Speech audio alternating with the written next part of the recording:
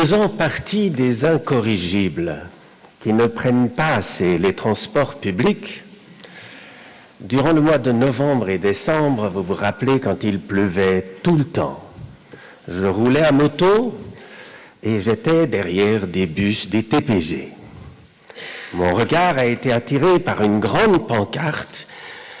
J'avais les pieds mouillés, tous mes vêtements étaient trempes, d'où j'ai eu ce regard attiré par cette grande pancarte en gros caractères sur l'arrière du bus, disant à propos de Noël, « Dream big, offrons-nous du rêve, le shopping original ».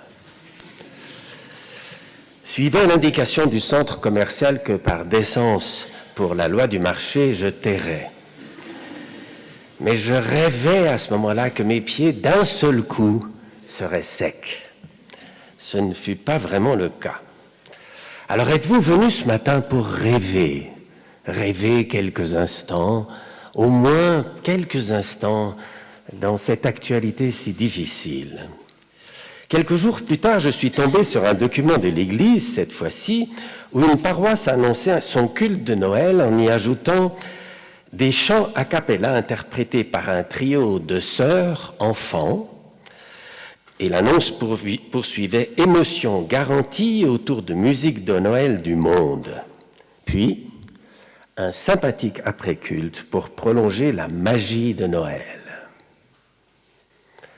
Ça m'a interrogé sur notre manière, finalement, de tenter d'attirer à Noël. Et je vous avoue que j'ai déjà sacrifié à cela. Cette fois-ci, je n'ai pas pu, je n'y arrivais plus, et pourtant vous êtes quand même là. Donc merci. On dit volontiers que Noël, la crèche, c'est pour les enfants, mais c'est des adultes qui mettent en place ce rêve des enfants. Alors sont-ils en train de tenter de nourrir l'enfant en eux, et puis de vendre cela à leur enfant? Et lorsqu'on n'est plus qu'entre adultes et qu'on n'a plus d'enfants, comment on fait? Là, j'ai pensé à un marché.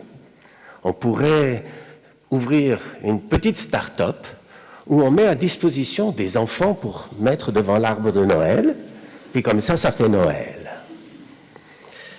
C'est curieux ce besoin de rêve et de magie autour de Noël. Mais c'est vrai aussi que cette année, c'est d'autant plus dissonant. Comment célébrer Noël, la venue de Dieu proche dans le monde, alors qu'il n'a jamais paru aussi éloigné? En plus, vous l'avez entendu, le récit de Noël se passe à Bethléem. Dieu a-t-il un seul instant pensé à ses prêtres et à ses pasteurs qui devraient prêcher le jour de Noël? Alors, qu'est-ce qui vous a fait venir ce matin? Les anges, les bergers, la Sainte Famille, comme on aime l'appeler? On essaye de préserver quelque chose? Le petit Jésus, peut-être? Ou encore, la question embarrassante, mais quand même aussi grisante, de la virginité. Mais alors, la virginité des hommes. Parce que la virginité des femmes, malheureusement, à travers les siècles, cette virginité annoncée ici, et cela pourrait me faire froid dans le dos, a permis à tous les barbus d'opprimer la femme au nom d'un aspect comme celui-là dans ce texte. Dans quel sens va-t-on pour annoncer Noël? Dans quel sens va cette échelle avec des anges? Ils vont dans quel sens, les anges? Ils montent ou ils descendent? Suis-je là pour vous faire plutôt monter ou plutôt descendre avec les anges? C'était ma manière de débroussailler un peu le terrain. Vous restez? Alors, une des particularités du récit de l'évangile de Luc, c'est que son auteur annonce d'emblée qu'il fait travail d'historien, on pourrait dire aujourd'hui aussi de journaliste, mais qui travaille ses sources. Et il dit qu'il collecte des données pour tenter de mettre là-dedans de l'ordre. Alors allons-y. Ce qui frappe dans le texte, c'est qu'il y a un mot qui revient 6 fois. L'avez-vous entendu ? On pourrait presque parler d'un de ces mots parasites qui chevillent certains discours, vous savez, des gens qui disent justement, ou bien genre. Notre lecteur, Philippe Lecher, est à la fois auteur à ses heures, il est comédien amateur. Donc si vous n'avez pas entendu ce petit mot qui revient 6 fois, on ne peut pas l'imputer à sa mauvaise lecture. Peut-être est-ce dû à la traduction du grec en français. Le mot, a priori, est anodin. Il s'agit d'une formule. La formule « il arriva ». Le récit commence par ce mot, il s'agit même du premier mot. « Il arriva en ces jours » que parut un édit, un décret, littéralement une dogma, ce qui est donné le mot dogme en français, pour faire recenser le monde entier. Le verset suivant, on retrouve ce premier recensement arriva, au moment où Quirinius, etc.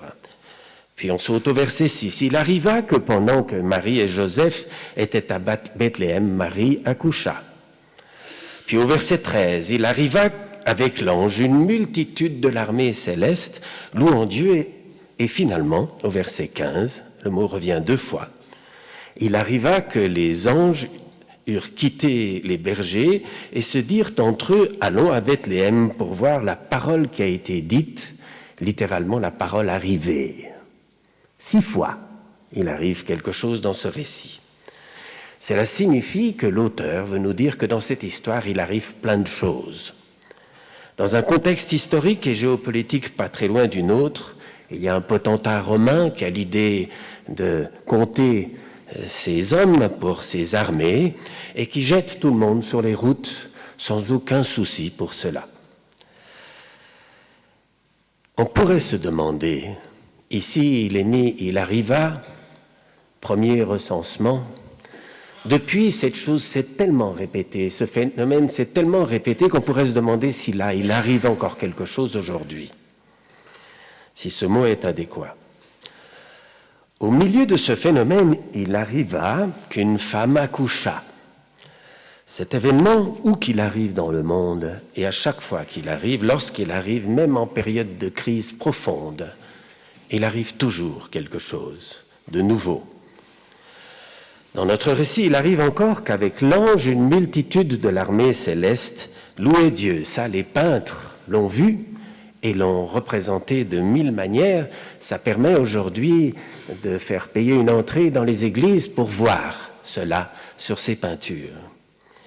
Finalement, il arrive quelque chose à des bergers, à des bouseux qui se mettent en route pour littéralement voir la parole arriver. Ce qui arriva se produisit à un endroit où il n'y avait pas de place. Parce qu'il y avait tellement de choses qui arrivaient, c'est qu'il n'y avait pas de place. Donc il y a des moments dans notre vie où il n'y a plus de place. Ici, il n'y avait pas de place pour Marie, Joseph, sinon dans un caravansérail. Vraisemblablement, ce qui arriva, ayant lieu pendant un grand machin, un recensement, ne compta même pas. On découvrira par la suite qu'à travers le non-lieu de la malédiction de la croix, c'est apparemment une marque de fabrique de Dieu. Il est toujours là où il ne se passe rien, ou du moins où il y a un non-lieu. Cela veut dire aussi que l'indice de Dieu trouvera toujours sa place dans les non-lieux de notre vie, là où il ne se passe pas ou plus grand-chose. Alors il arriva, ça pose une immense question pour nous aujourd'hui. Arrive-t-il encore quelque chose dans votre vie aujourd'hui? Peut-il arriver quelque chose? Avez-vous encore une place pour quelque chose? Encore une fois, avec tout ce qu'on apprend dans le monde, peut-être dans votre vie. Dans votre vie, dans vos pensées, vos souvenirs, vos opinions. Arrive-t-il encore quelque chose ou êtes-vous tellement fatigué, saturé, désillusionné, indifférent ou désabusé? Cette question se pose à vous que vous soyez croyant ou non, quelle que soit votre religion, votre confession. Arrive-t-il encore quelque chose dans votre vie? Et si vous ne pouvez plus croire qu'il puisse arriver encore quelque chose, est-ce en raison de votre âge, d'une situation de maladie, de votre approche qui se veut lucide et scientifique? Dans un sens ou dans l'autre, c'est difficile. Ou encore en raison d'un événement qui vous a tellement marqué que vous ne savez pas comment vous allez vous en relever. Peut-il encore arriver quelque chose dans notre monde au Proche-Orient? Vous y croyez? En Russie ou en Ukraine, au Congo, où en ce moment il y a des élections, en Somalie, ou dans les prisons de Guantanamo, ce lieu de sans-droit, depuis tant d'années.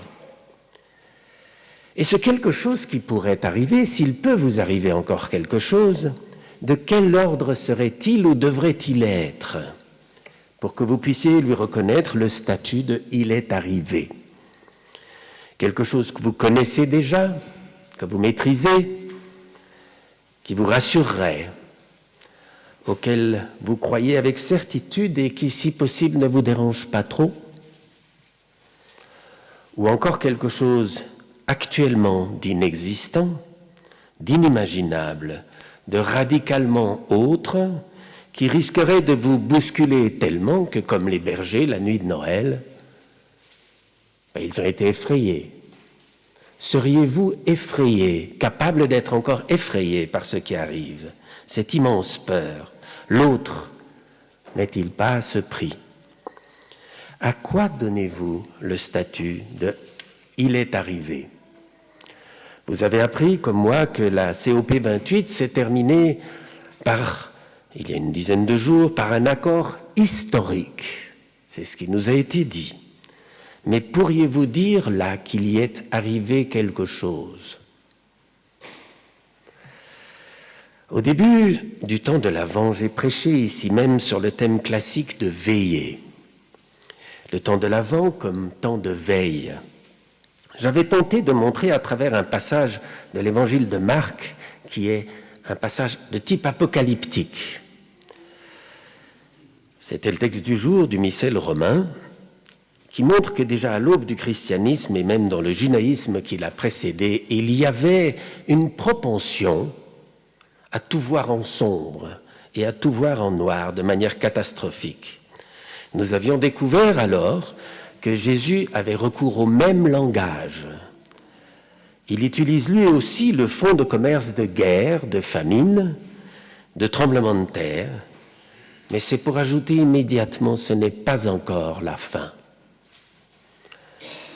C'est pour le retourner et dire « veillez ». Sous-entendu, tenez ferme, ne vous laissez pas prendre, c'est un langage dangereux. Il y va de votre responsabilité. Pourquoi? Réfléchissez un seul instant à quel mouvement dans ce monde s'appuie sur le langage apocalyptique pour servir leurs desseins. Ce sont les mouvements souvent d'extrême droite qui singulièrement font bon ménage avec les fanatismes religieux de tous bords. Je vous assure que lorsqu'Éric Zemmour s'est mis à défiler à Paris en faveur d'Israël, ça a créé un problème. Voulez-vous laisser la place à ces mouvements? On a constaté qu'il y a parmi les fanatiques de tous bords comme un intérêt à ce que rien ne bouge. Pourquoi? Parce que ça alimente leur fonds de commerce et ça les aide à rester dans le statu quo de leurs obsessions. D'où l'importance de « il arriva quelque chose », être témoin qu'il arrive encore quelque chose. Alors qu'est-il arrivé dans le récit biblique? Et je terminerai par là. Il arriva, commençons par le plus éloigné, des anges. Les anges, quel impact ont-ils sur vous? Vous y croyez? Ils sont proches, ils sont lointains, ils font partie du rêve et de la magie. Il se trouve que dans la Bible, quand il y a des anges, c'est un marqueur. Ils apparaissent en général lorsque depuis très longtemps, il n'arrive plus rien. On n'y croit plus. Et c'est pour cela, certainement, Kute Bauer, qui est parmi nous a confectionné cette échelle d'anges. pour que ces prochaines semaines, ces prochains jours, vous ayez l'occasion de revenir, vous asseoir ici, réfléchir à ce qui peut arriver encore dans vos vies. Il arriva quoi d'autre dans le récit biblique? Un bébé, l'enfant de Jésus, la crèche, le petit Jésus, c'est pieux. L'Église protestante de Genève a même envoyé une carte de vœux avec une main d'enfant. C'est beau. En même temps, c'est un peu dangereux. Parce que ça veut dire que quand on n'a pas d'enfant, il n'y a pas de Noël. Alors on vous loue un enfant.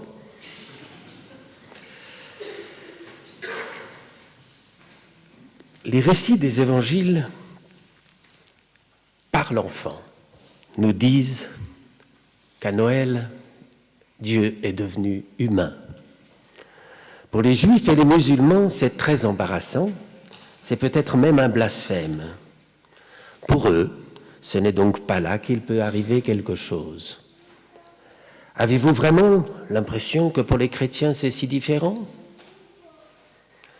C'est tellement difficile d'être humain. À Noël, Dieu est devenu humain, à Pâques, il est devenu sous-humain, pour tenter de nous faire comprendre que si vraiment nous voulons qu'il puisse y arriver quelque chose dans ce monde, à commencer par nos fêtes de famille tout à l'heure, et jusque dans les pires conflits du monde, il faut commencer par redevenir humain. Vous avez certainement appris que sur la moitié des soldats de Tsahal perdus, ils ont été abattus par les leurs à cause de la peur qui nous déshumanise. Cela impliquera que nous acceptions que nous aussi nous ne sommes qu'humains et faillibles, aussi faillibles que ceux que nous méprisons. Jésus, pour les chrétiens, c'est le Messie. Mashiach, en hébreu, d'après les rabbins, signifie littéralement conversation. Si vous avez le sentiment qu'il n'arrive rien dans vos vies, réfléchissez à vos pensées, à vos jugements arrêtés, à ce qui parfois se transforme et nourrit vos obsessions. Commencez par ouvrir les yeux à ce qui se passe tout près de vous, au seuil de votre humanité à vous. Et peut-être entamer une conversation avec ce conjoint avec lequel vous ne parlez plus, votre parent, votre frère, votre sœur. C'est parfois là que c'est le plus difficile. Ou encore votre voisin, votre ami, peut-être votre ennemi. Et pourquoi pas celui ou celle pour lequel, depuis tant d'années, vous avez abandonné les choses à un silence qui a laissé la place au mensonge complice. Commencez, en vous adressant à l'autre, de lui demander simplement comment il va, comment il fait lui pour vivre dans ce monde. Entrez avec lui dans cette communion de solitude qui nous marque tous dans ce monde. Offrez-lui une vraie communauté d'amitié et de rencontres. Et souhaitez-lui joyeux Noël. Amen.